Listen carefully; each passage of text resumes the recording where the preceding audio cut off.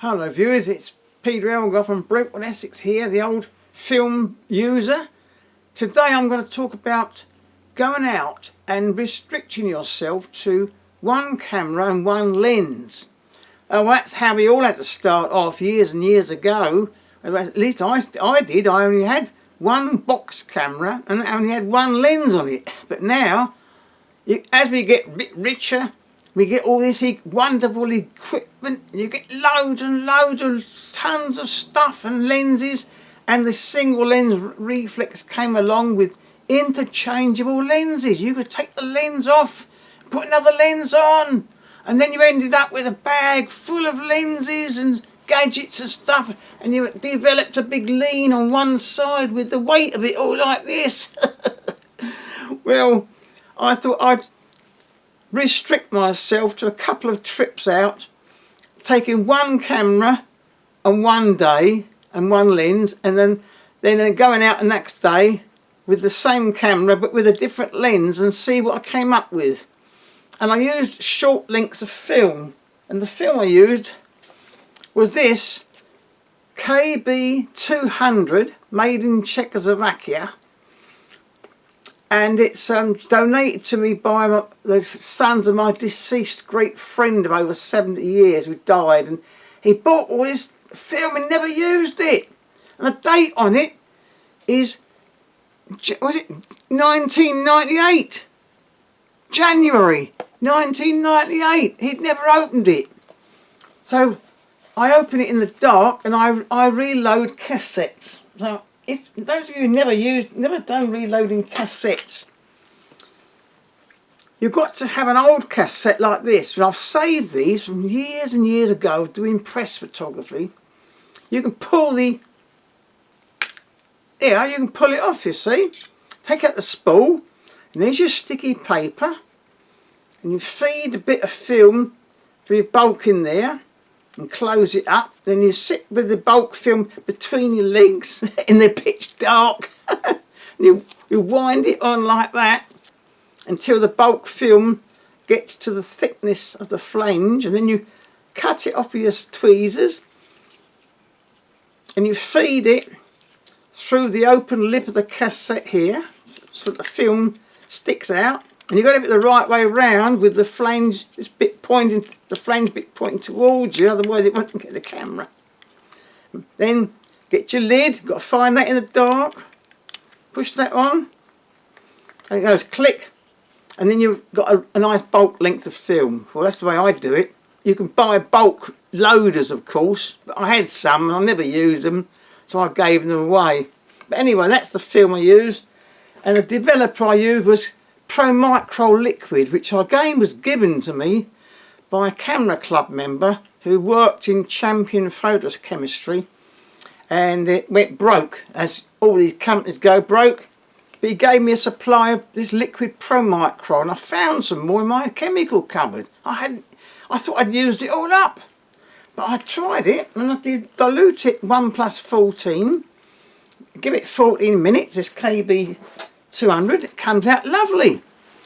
So this is the one I started off with, the Contax RTS2 quartz with a Yashica 80-200 ML series f4 zoom lens.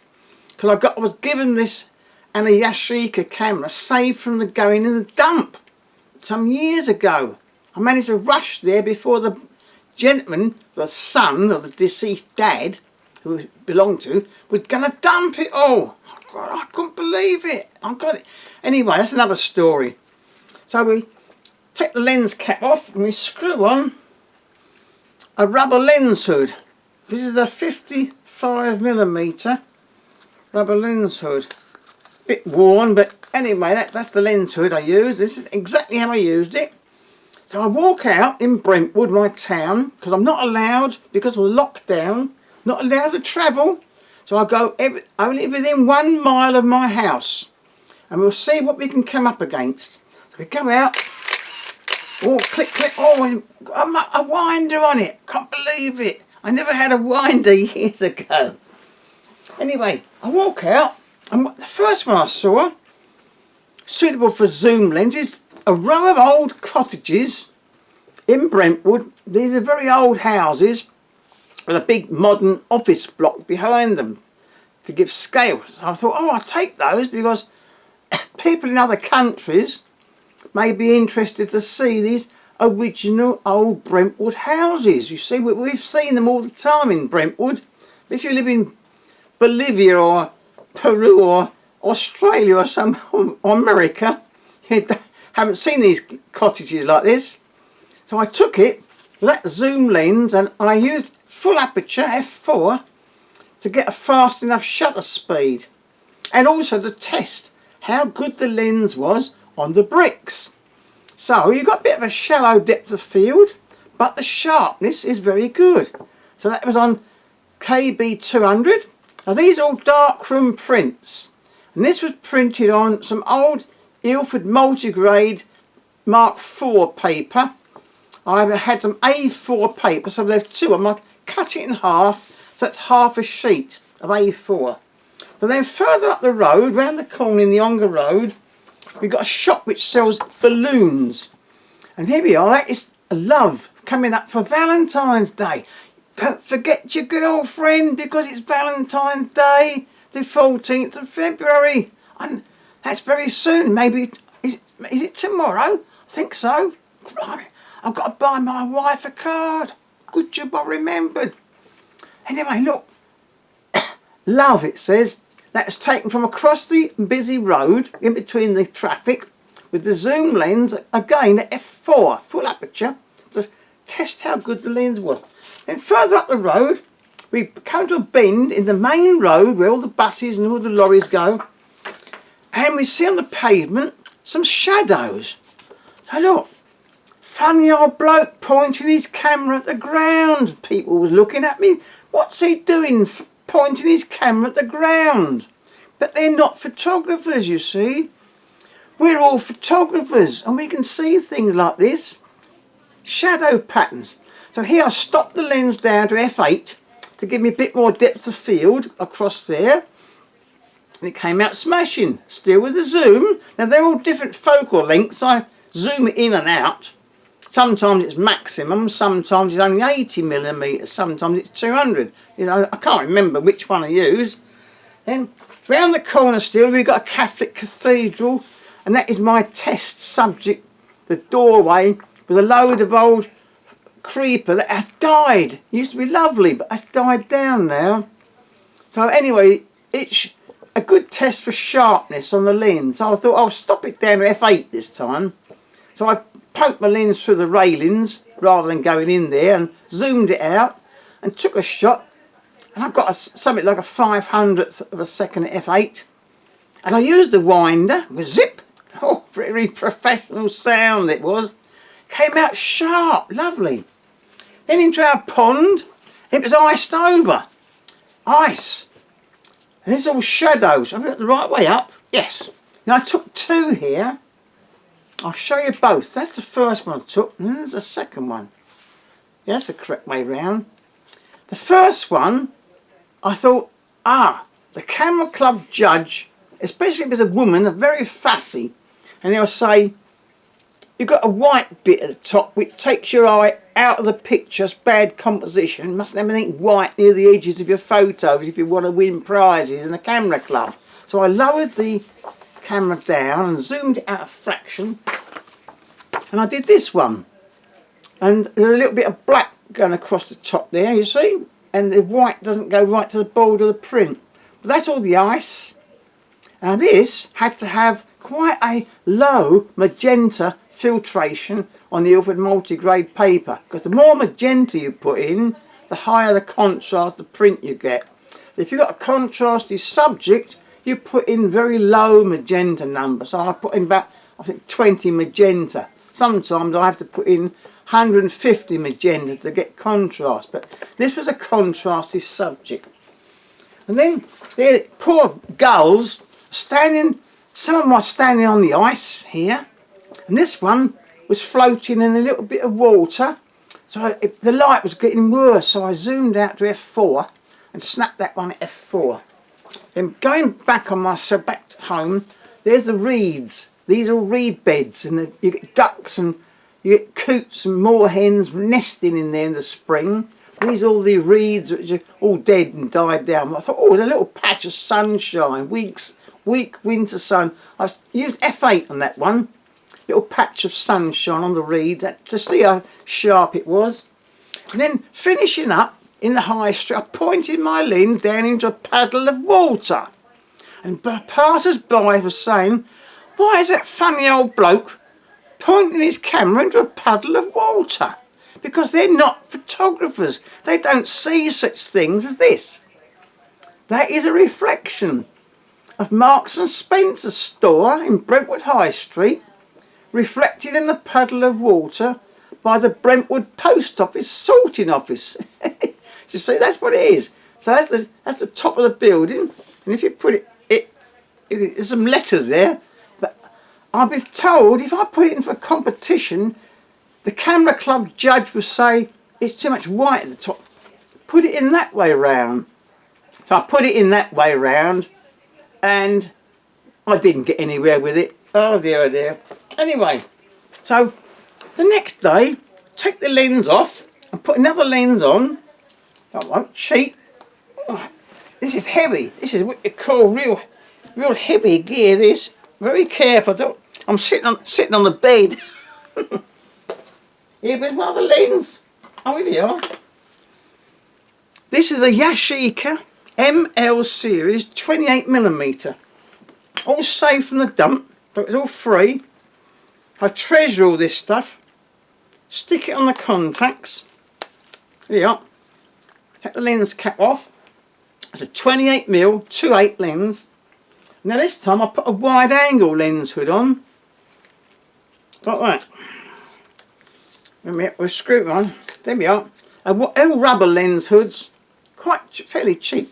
And also, with some of these I put on a 52mm yellow filter to see what the contrast was like using a yellow filter on the black and white film. So off I go into the town with this setup with one lens, same camera, one bit of film, click, click, click, zoom, we'll see what we can come up with. This is what I come up with. First one is it's a bicycle rack. This time it's got a shopping basket in it. So I did a vertical shot and I put the camera to 5.6, just enough depth of field, and also to get a fast enough shutter speed because the light was pretty poor, and I had the yellow filter on which cuts the light down anyway. Same film, KB200, in same multigrade 4 paper, but I had a yellow filter on. Then I thought, oh, Kings Road, Brentwood, I've never seen this effect for a long time. It's sunshine. Sunshine in the winter time. We'll all quick get a suntan. Don't want to do that out in the sun too much. That's why I've got skin cancer in the top of my head. But the sun came out. Oh, quick. Shoot into the light of this tree with a wide angle. So I've got all the top to bottom and the shadows, lovely shadows, and the yellow filter. But I thought myself, what do I do to get the exposure right? Aha! This is where we think. And we turn this little knob here. Where are we? Oh, on the contacts, it's here. I was thinking it was the Yashica. There, on this one, it's there. You turn that to 2 times exposure. And you give it extra exposure because you're shooting into the light. Actually, it could have done with 4 times, but with the yellow filter, the clouds came out well. And I got a good print on the old paper. And there wasn't a great deal of shadow detail, but the effect was good with the 28mm lens. Then, round the corner again, by the cathedral, more shadows. I thought, I'll do a self-portrait. There's me, behind bars, in lockdown because of the virus. I'm locked down, for the duration, not allowed to travel. So they can't stop me having my daily exercise, but that's me under lockdown with a 28mm lens. See, again, pointing it down at the ground. People are saying, what's he doing, pointing his camera down at the ground? And here is, at the other end of the high street, we've got structures. I thought, oh, 2 structures. We've got a huge crane here, which is where the old pub used to be. They're building some new apartments. And then we've got this structure, which is our ancient pole, which is metal sculpture, telling stories about Brentwood and all about the pilgrims we used to have, and there's all little pictures on there, and how the trains came through, and it's all good subjects, you know, for photography. But the yellow filter done well this time, made all the clouds come out well. That was stopped down to f8 to get the depth of field from the crane through to here. You don't need a great small aperture with a 28. Then, oh yes, then going back to the pub, this is the wall art on the pub called the Spread Eagle Pub. Now the artist has just changed that. He's painting over that with white. He's going to do a new one. Because of the snow and the freezing conditions, he hasn't done it yet. It's too cold for him. And these spray paints will all congeal and freeze before he gets a chance to do it. That's part of his winter scene. So it was in all black and white except for 2 little robins here with red breast, but I did it on black and white film. But that was at f4. I only stopped down 1 stop just to see how sharp it was with a 28mm lens, and it came out smashing. And as you got a mixture of black bits and white bits, I didn't use any exposure compensation on that at all. But then on the way back home, up the Ongar Road, our friendly local postmen have a little trolley with their post in. So I thought I'll get him as he comes towards me. So I held the camera at waist level with a 28mm lens, and as he came towards me, I guessed the distance. I set it to about 10 feet away, I think, and clicked. I think I took it a bit early because he's a bit small in the frame, but there we are. You can see some shops here. Those of you in other countries, there's some shops, and the cars drive on the left-hand side of the road because we're British, mate. We drive on the left. And there's a friendly postman. He didn't know I took it because that was f4. That was. So when I get home, I cut the film out the back of the camera. So I've got no film in this. So at the back of the camera, in the dark, in the pitch dark, or in a chaining bag, there's a film goes across there. You get your scissors, you pull up a little bit of film, you cut across there. Don't cut the shutter, whatever you do, otherwise it gets expensive. And pull out the exposed bit, and I feed it into a Paterson developing tank, which is quite old. This is a System 2 Paterson developing tank. I've got several of these, and I've had them for years and years. Got a little agitation stick, but I use inversion agitation. But the beauty of this, it takes only up to 20 exposures, and here's a spiral, so it's adjustable for 120, 127, that size, and 35mm, which I've set it to 35mm. There we are, it's 35mm, and it takes up to 20 exposures. But as I'd only taken about 8 frames of film easily went into that, and it only takes 150 mils of solution to cover that spiral. So with Pro Micro 1 to 14 dilution, I get 10 mils in the syringe with Pro Micro, and I make it up to 150 with water, which is out of a brighter water filter. Then I test it with my thermometer, and now it's always at 20 degrees. I don't have to do anything.